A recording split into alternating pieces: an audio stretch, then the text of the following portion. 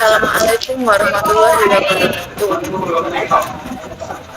Kami dari kelompok 2 akan mempresentasikan tentang audit intern Bank Rakyat Indonesia atau BRI. Sebelumnya perkenalkan, nama saya Yunus Abadian di 009. Saya Wilda Inuna Jiha, NIM 006. Saya Ahmad Permarom, NIM 008. Saya Tanya Gabar Afifa, NIM 007. Baik, presentasi akan dimulai. Sebelumnya, piagam audit intern.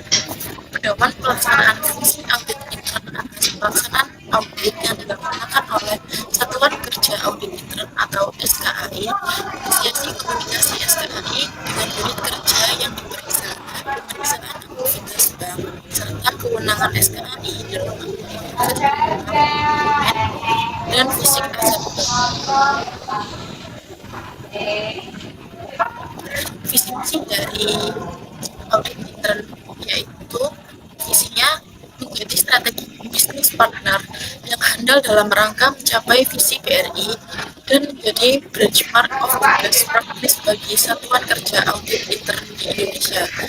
Misinya yaitu melaksanakan risk-based audit secara independen dan profesional yang memberikan manfaat optimal kepada BRI melalui satu, penyelenggaraan fokus audit dengan key business objective BRI. Yang kedua, pemanfaatan teknologi audit yang handal. Dan yang ketiga, peningkatan kompetensi audit intern yang profesional. Struktur KKI sendiri yaitu independen terhadap satuan kerja profesional dan bertanggung jawab langsung kepada direktur utama dan memiliki garis komunikasi dengan Dewan Komisaris melalui Komite Audit. Organisasi SKAI BRI dipimpin oleh Kepala Satuan Kerja Audit Intern. Kepala SKAI diangkat dan diberhentikan oleh Direktur Utama setelah mendapatkan persetujuan dari Dewan Komisaris dengan mempertimbangkan rekomendasi Komite Audit. Wewenang dari SKAI sendiri disebutkan dalam PowerPoint ada 5, yaitu yang pertama, mengakses seluruh informasi yang relevan tentang terkait fungsi dan tugas SKAI. Yang kedua, melakukan komunikasi secara langsung dengan direksi, Dewan Komisaris, dan Komite Audit. Tiga, menyelenggarakan rapat secara berkala dan insidental dengan direksi, Dewan Komisaris, dan Komite Audit. Dan yang keempat, melakukan koordinasi kegiatan dengan audit eksternal.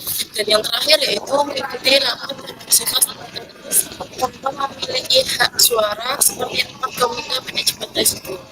Dan materi selanjutnya akan dijelaskan oleh Mbak.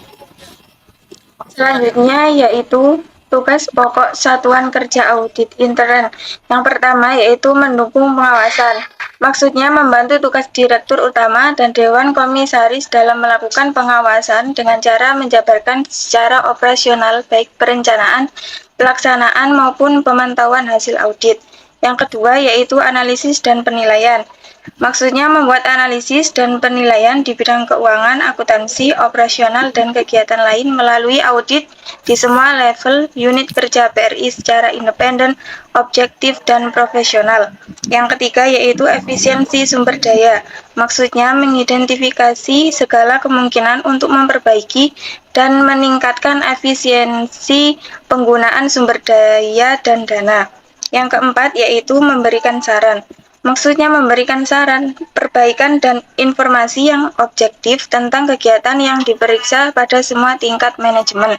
Yang kelima yaitu standar pelaksanaan. Maksudnya menyusun standar pelaksanaan fungsi audit intern yang paling sedikit mencakup hal-hal yang diatur dalam standar profesional audit intern sebagai pedoman bagi auditor intern dalam melaksanakan tugas. Dan yang terakhir yaitu hubungan eksternal. Menjadi liaison officer bagi pihak eksternal BRI dalam kaitannya dengan fungsi audit. Selanjutnya, fungsi Kepala SKAI. Kepala SKAI memiliki beberapa tanggung jawab. Yang pertama yaitu memastikan pelaksanaan fungsi audit intern sesuai dengan standar profesional audit intern dan kode etik audit intern. Yang kedua yaitu memilih sumber daya manusia yang kompeten sesuai dengan kebutuhan dalam pelaksanaan tugas SKAI.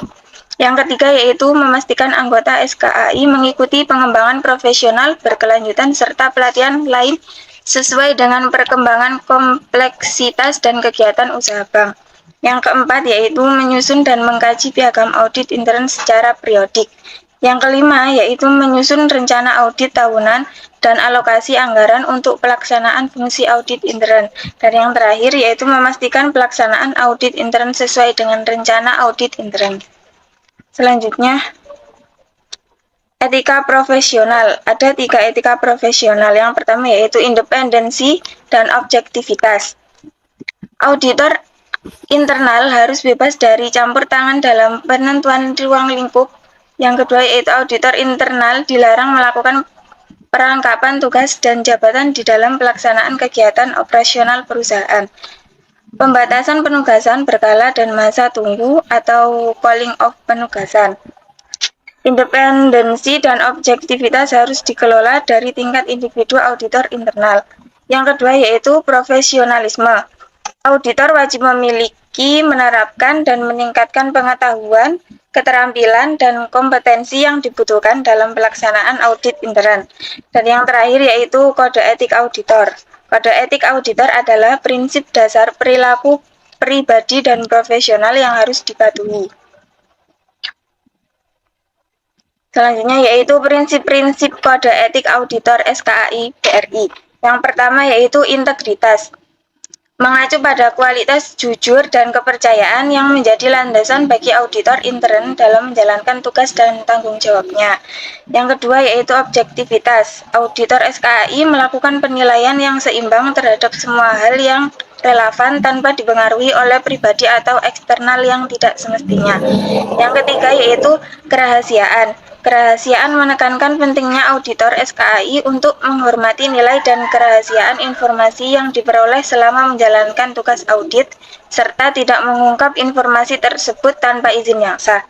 Dan yang keempat yaitu kompetensi. Auditor SKAI harus memiliki pengetahuan yang mendalam, kecakapan yang teruji, dan pengalaman yang relevan untuk dapat menjalankan tugas dengan baik dalam lingkup SKAI.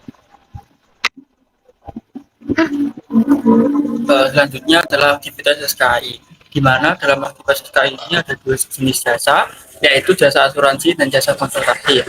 Jasa asuransi SKAI itu mencakup pemeriksaan dan evaluasi terhadap kegiatan Bank BRI, perusahaan anak, dan kegiatan Bank BRI yang diserahkan pada pihak ekstern, di mana pemeriksaan ini dilakukan untuk mengkaji efektivitas, efisiensi, dan kecukupan sistem pengendalian intern, manajemen risiko, dan tata kelola secara berkesinambungan. Selain itu, pemeriksaan juga dilakukan terhadap keandalan, efektivitas, integritas dari proses dan sistem manajemen informasi, serta kepatuhan terhadap ketentuan peraturan perundang-undangan. Selanjutnya ada hubungan satuan kerja audit intern dengan unit kerja pengendalian dan auditor ekstern. SKAI BRI bekerja sama dengan unit kerja manajemen risiko dan kepatuhan dalam bank untuk meningkatkan efektivitas fungsi pengendalian, di mana selain itu SKAI juga berkolaborasi dengan auditor ekstern untuk mendukung pemberian jasa audit ekstern kepada BRI. Selanjutnya ada komunikasi SKAI dengan otoritas jasa keuangan. Dalam fungsi audit intern, bank harus berkomunikasi dengan otoritas jasa keuangan setidaknya sekali dalam setahun, di mana komunikasi ini mencakup pembahasan mengenai area risiko, upaya mitigasi risiko, dan pemantauan tindak lanjut bank. Dan selanjutnya ada Quality Assurance dan Improvement Program. Di sini Kepala SKAI harus mengembangkan dan memelihara program peningkatan kualitas audit yang mencakup seluruh aspek aktivitas audit internal. Selanjutnya ada program peningkatan kualitas audit yang dirancang untuk mengevaluasi kesesuaian aktivitas audit internal dengan terhadap standar dan kode etik auditor. Selanjutnya ada fungsi SKAI dalam kelompok usaha. Di sini SKAI bertanggung jawab untuk melakukan pemantauan atas kegiatan audit intern perusahaan anak di konglomerasi keuangan BRI, di mana audit intern dilakukan oleh SKAI dengan mengambil tingkat ukuran, karakteristik, dan kompleksitas usaha perusahaan anak yang tergabung dalam konglomerasi keuangan BRI sebagai dasar dalam melakukan pemeriksaan dan evaluasi.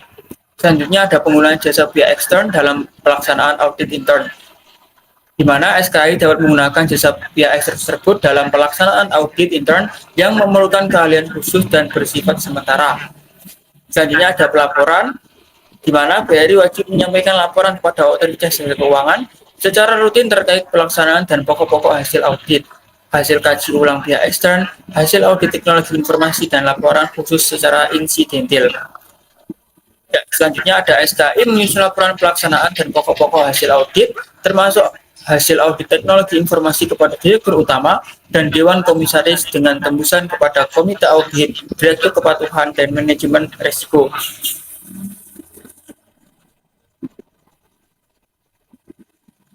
Selanjutnya akan dilakukan oleh Mbak Fania.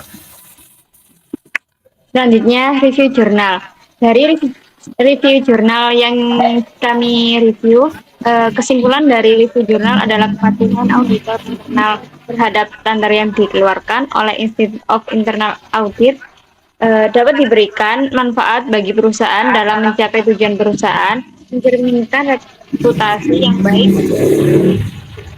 dan harus serta meningkatkan kualitas audit internal. Praktik audit internal yang dilakukan dengan baik dan mematuhi standar profesional audit internal dapat meningkatkan kualitas audit yang dihasilkan.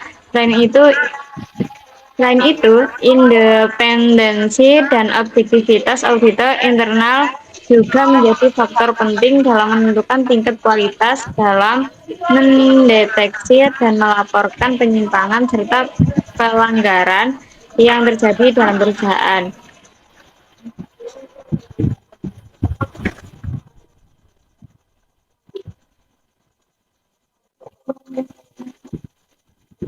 Judul dari review jurnal kami adalah penerapan standar profesional audit internal dan kualitas audit, sebuah tinjauan literatur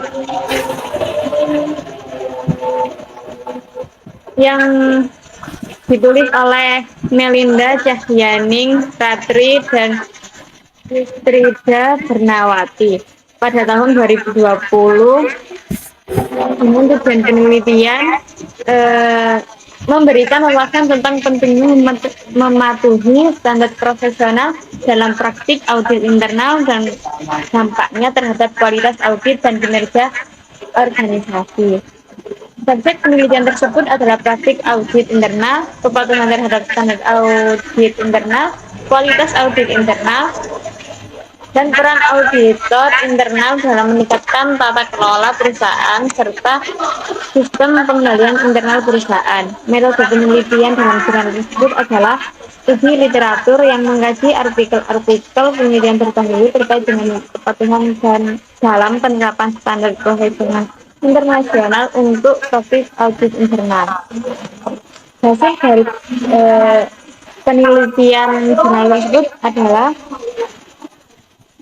menunjukkan bahwa kepatuhan auditor internal terhadap standar yang dilakukan oleh Institute of Internal Auditor dalam memberikan manfaat bagi perusahaan dalam mencapai tujuan perusahaan, mencerminkan reputasi yang baik di mata investor, serta meningkatkan kualitas audit internal.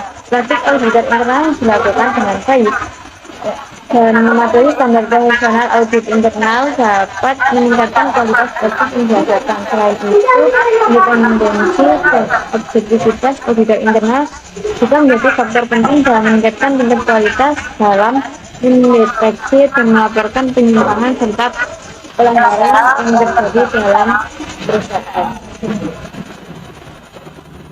Sekian dari saya. Terima kasih.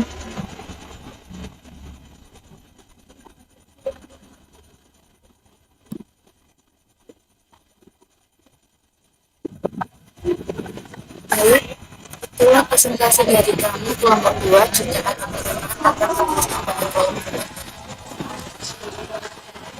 presentasi ini dapat kami cukupkan.